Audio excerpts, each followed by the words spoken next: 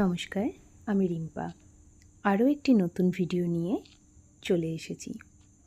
আগের ভিডিওতে আমি বলেছিলাম সম্ভব হলে বারাসাতের কালী পুজোর প্যান্ডেলের ভিডিও তোমাদের সামনে তুলে ধরব।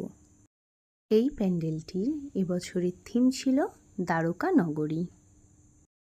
প্যান্ডেলের কারুকার্য, লাইটিং সব কিছু মিলিয়ে এতটাই সুন্দর হয়েছিল যেটা তোমাদেরকে এই ভিডিওর মাধ্যমে বোঝানো সম্ভব নয়। যারা সামনে থেকে এই প্যান্ডেলটা দেখেছো তারা জানো প্যান্ডেলটা কতটা সুন্দর হয়েছিল। সবথেকে ভালো যেটা ছিল প্যান্ডেলের ঠাকুরটি। একই অঙ্গে দুই রূপ, কৃষ্ণ ও কালী।